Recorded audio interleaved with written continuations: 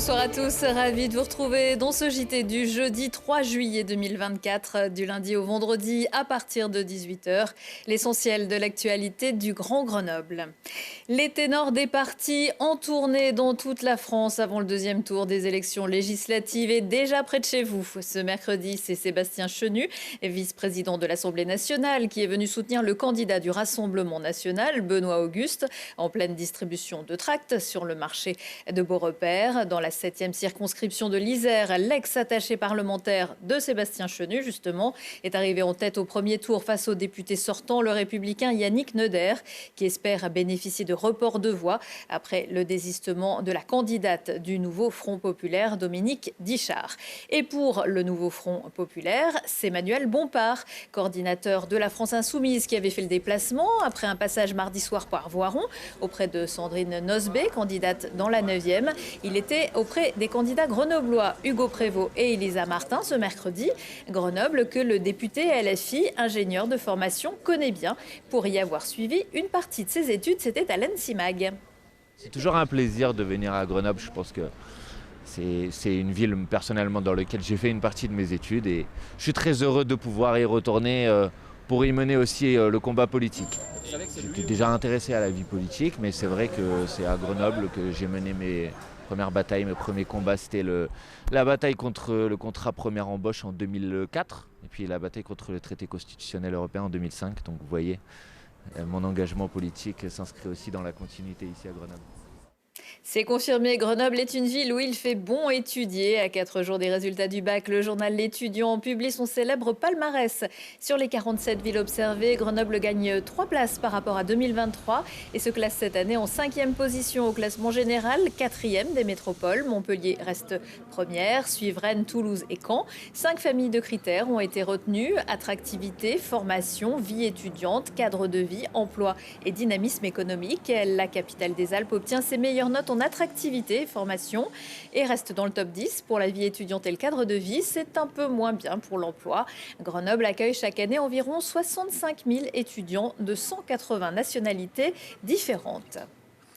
Comme l'éducation, la santé est une thématique un peu laissée au bord de la route durant cette campagne. Et c'est encore plus vrai pour la santé mentale, en grande souffrance depuis plusieurs années.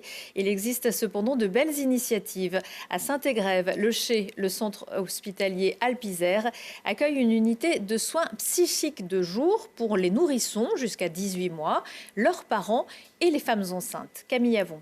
C'est un dispositif unique en Isère. L'hôpital de jour Soins Parents Bébés à Saint-Égrève accueille des nourrissons jusqu'à 18 mois et leurs mères qui peuvent présenter des troubles psychiques. En France, 20 à 30% des femmes sont touchées par ces troubles, notamment par la dépression postpartum, qui se caractérise par de l'anxiété extrême, un épuisement permanent ou encore des idées suicidaires. Intervenir le plus tôt possible auprès de ces mères, c'est l'objectif de cet hôpital. C'est un enjeu majeur de santé publique de pouvoir intervenir précocement et prendre en charge précocement, à la fois pour prendre en charge les mamans et aussi parce que le retentissement de ces troubles sur le développement de l'enfant est établi. L'enfant pourrait présenter des troubles du sommeil, davantage de coliques ou encore des difficultés émotionnelles. Cette unité a été créée suite à un appel à projet lancé par l'Agence régionale de la santé. Soignants, psychiatres ou encore pédiatres, 15 professionnels de la santé travaillent ensemble pour aider les parents à mieux vivre ce moment avec des soins adaptés. Accompagner les mamans lors d'un change, lors d'un bain, lors d'un endormissement du bébé, pouvoir observer une interaction d'une maman avec son bébé, qu'est-ce que ça renvoie sur sa propre façon d'être en lien avec son bébé. Voilà, parfois les mamans aussi, c'est vraiment aussi l'idée quand même, ça rejoint un peu tout le courant de la paire aidance et tout ça. L'établissement peut accueillir jusqu'à 6 triades par jour.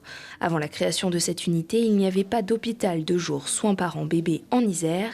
Les patients devaient se déplacer dans d'autres départements.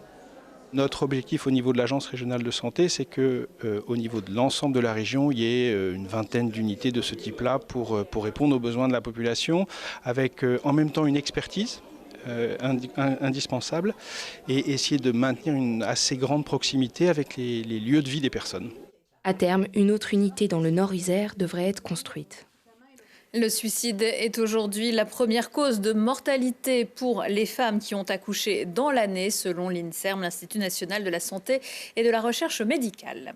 Le chant du coq, pour qui l'avenir nous le dira. Celui qui risque de ne plus chanter, c'est le coq gaulois que les fans de l'équipe de France connaissent bien. Avec 13 coqs et 510 poules, l'emblème de la France est en voie de disparition. Mais les propriétaires du petit bois des Allobroges dans le Grésivaudan ne l'entendent pas de cette oreille. Mirko Pesci. Présent au-dessus des églises, sur les pièces de monnaie et sur les écussons des équipes nationales, le coq est l'emblème de la France. Pourtant, la gauloise saumon doré, la race qui est représentée, est menacée de disparition. Alors plusieurs éleveurs souhaitent repeupler le territoire de ces spécimens. La ferme du Petit Bois des Allobroges à Saint-Maximin s'y attelle depuis 2021. On avait pour projet de faire de l'agroforesterie. La gauloise étant assez rustique, très rustique même, et proche de l'ancêtre sauvage qui vit en forêt, en sous-bois. Voilà, la gauloise remplissait bien ce rôle, d'autant plus qu'elle était vraiment en situation assez critique. Elle était menacée de disparition. Alors à l'heure actuelle, elle n'est pas sauvée. Il ne faut pas relâcher en fait. Il y a l'évolution certes positive, mais il ne faut pas relâcher. Les causes de la disparition sont les prédateurs, les maladies, mais aussi le manque d'intérêt des éleveurs pour cette espèce dont le rendement en œufs et en viande n'est pas aussi efficace que le veulent les normes modernes. Mais ce qui peut intéresser les particuliers, c'est le physique spécifique de cette espèce. C'est chez le coq que ça ressort le mieux, mais c'est les oreillons blancs, les pattes gris ardoises, la crête bien rouge droite, puis le panache, le plumage. Et donc le côté saumoné sur le devant, pour la poule en fait, d'où le côté saumon doré. Cette race est la plus ancienne de France, mais en 2022, elle ne comptait plus que 1000 individus. En 2023, le chiffre est monté à 1700 spécimens sur l'ensemble du territoire. C'est avec une poignée de propriétaires qu'on a déjà réussi à sauver la race. Mais après, il nous a fallu plus d'un an et demi pour trouver les premiers sujets, ne serait-ce que pour lancer l'élevage. Voilà. Sachant que quand on prend les premiers sujets sur des races comme ça, on ne peut pas faire venir 200 œufs ou 200 poussins ou des choses comme ça. C'est pas possible. Et il y a trop peu d'effectifs pour pouvoir... voilà. Donc nous, on a vraiment démarré petit à petit. Le fait de les faire reproduire de cette façon-là nous permet d'année en année à chaque fois d'augmenter notre cheptel et à la fois de le sécuriser et de donner plus de possibilités aux gens de pouvoir les adopter aussi. Cette année, 50 poussins ont vu le jour et tous ont été réservés par des particuliers. Le tarif pour un coq et une poule est de 90 €. Actuellement doté de 23 poules pondeuses, le Petit Bois des Allobroges souhaite en posséder 50 d'ici la fin de l'année. Si vous souhaitez vous aussi acquérir des gallinacés de race gauloise dorée, vous pouvez vous rapprocher de Clément et Lorraine, devenus référents dans la région Auvergne-Rhône-Alpes, à l'adresse mail suivante, lepetitboisdesalobroges@protonmail.com. Il y a des votes moins anxiogènes que d'autres. La ville de Grenoble lance une grande consultation autour des noms de ses bibliothèques. Pour celles qui sont encore attachées à un nom de quartier, elle propose de les associer à une personnalité féminine. De Mimi Minga à Abbaye-les-Bains, à Louise Drevet ou les Munitionnettes à Alliance, en passant par Mafalda au Jardin de Ville, Lucie Coutaz ou Gisèle Halimi à Saint-Bruno ou encore Lucie Beau à Tesser-Malherbe. 3 choix sont proposés pour chaque lieu. Le vote est ouvert dans toutes les bibliothèques jusqu'au 31 juillet. Retour de l'actu dans 1 heure et en replay sur télégrenoble.net. On se quitte en musique avec Holly Bones à l'affiche de la guinguette électrique à Grenoble jeudi soir. Son titre It's Gonna Be Alright. La réponse pourrait peut-être dépendre du vote de dimanche. Excellente soirée à tous.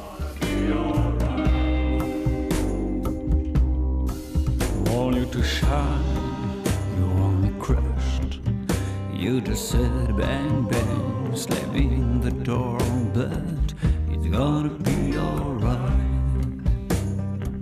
It's gonna be alright.